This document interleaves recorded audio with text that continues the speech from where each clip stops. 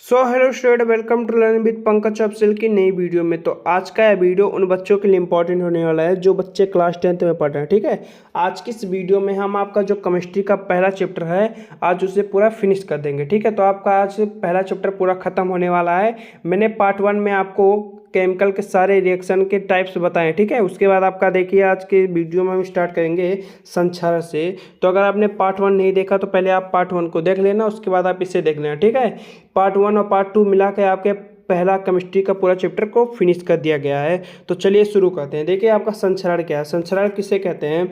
जब कोई धातु अपने आसपास से अम्ल आर्द्रता, ठीक है, जब कोई धातु है जो अपने आसपास के अम्ल आर्द्रता, ठीक है, आदि के संपर्क में आती है, ठीक है, तब वह संक्षारित होना होती है। ठीक है, इस प्रक्रिया को संक्षारण कहते हैं। जब कोई धातु अपने आसपास से अम्ल आर्द्रता आदि के संपर्क में आ जाती हैं तब वह संक्षारित होती हैं। इस प्रक्रिया को क्या कहते हैं? संक्षारण कहते हैं। संक्षारण का उदाहरण देख लीजिए क्या है।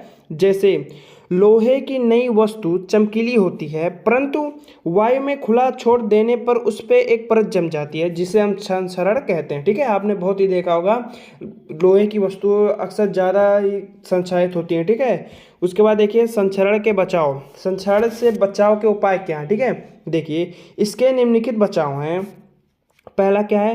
पहला, अगर आप लोहे की वस्तु है तो उस पर पेंट लगा दीजिए, वह संक्षारित होने से बच जाएगा। ठीक है, उसके बाद ग्रीस लगा दीजिए या यशद लेपन कर दीजिए। ठीक है, उसके बाद एनोडीकरण कर दीजिए। आप इन 4 विधियों से उससे बचा सकते हैं। ठीक है, उसके बाद देखिए विकृत गंधिता।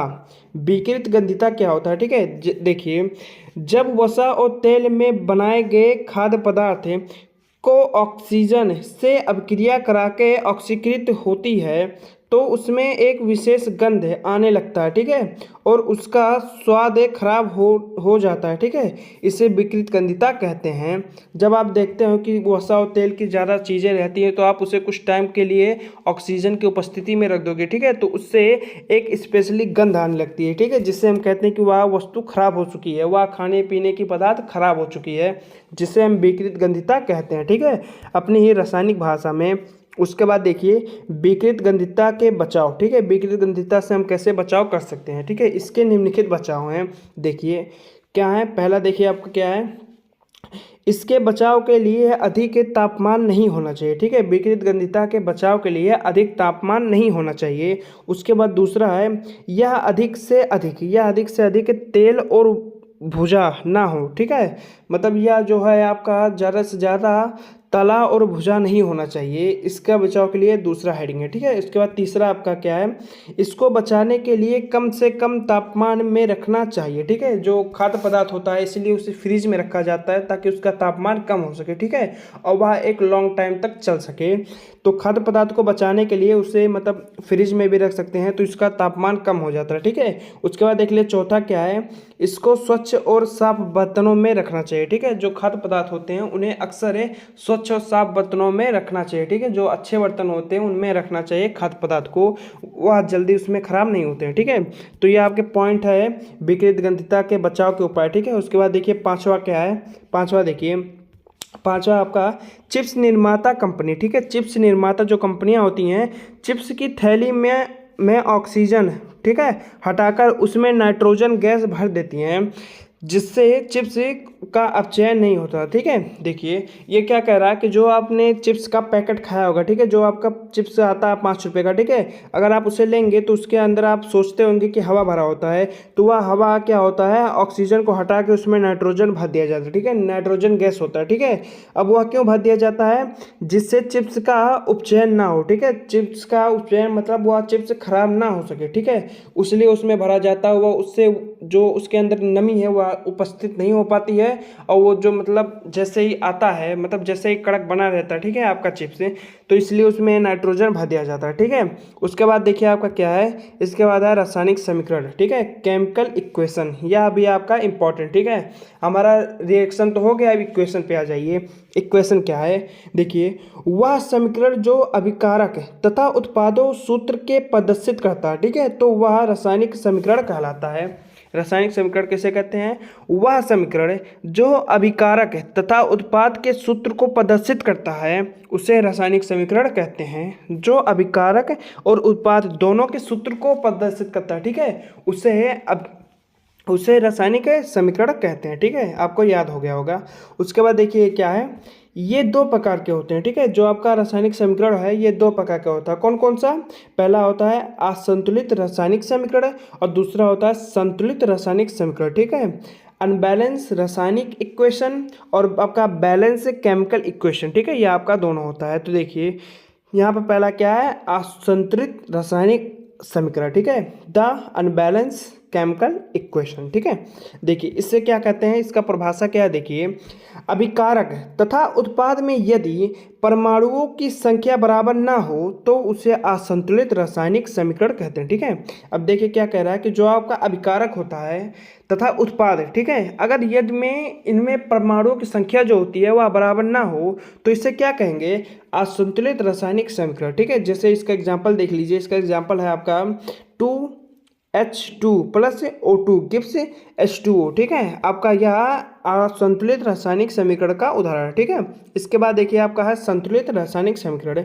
ये क्या होता है, द बैलेंस केमिकल इक्वेशन। ठीक है, देखिए इसका एग्जाम्पल क्या है देखिए इसकी परिभाषा क्या है, अभिकारक तथा उत्पाद में यदि परमाणुओं की संख्या बराबर हो तो उसे संतुलित रासायनिक समीकरण कहते हैं। ठीक है, अभिकारक और उत्पाद में यदि परमाणुओं की संख्या बराबर हो तो उसे संतुलित रासायनिक समीकरण कहते हैं। ठीक है, जैसे 2H2O, ठीक है, प्लस O2 गिव्स 2H2O। ठीक है, आपका यहाँ पर देख लीजिए यह आपका संतुलित रासायनिक समीकरण का एक बहुत ही अच्छा उदाहरण है। ठीक है, चलिए इसके बाद देखते हैं आगे आपका क्या है। देखिए इसके बाद आपका कुछ रासायनिक समीकरण को संतुलित कैसे करते हैं। ठीक है, देखिए आपका इंपॉर्टेंट टॉपिक है, रासायनिक समीकरण को संतुलित कैसे करें।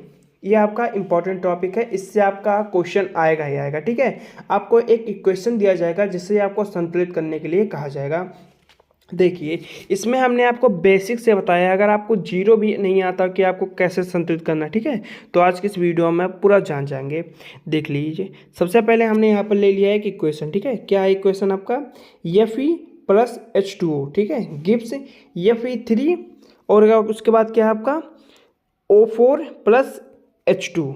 ठीक है, अब क्या करना है आपको, जो इस साइड की आपकी ये है, ठीक है, उसके बाद इस साइड की, पहले इस साइड वालों को आप इधर लिखेंगे, उसके बाद इस साइड को आप इधर लिखेंगे। ठीक है, देखिए कैसे लिखना है।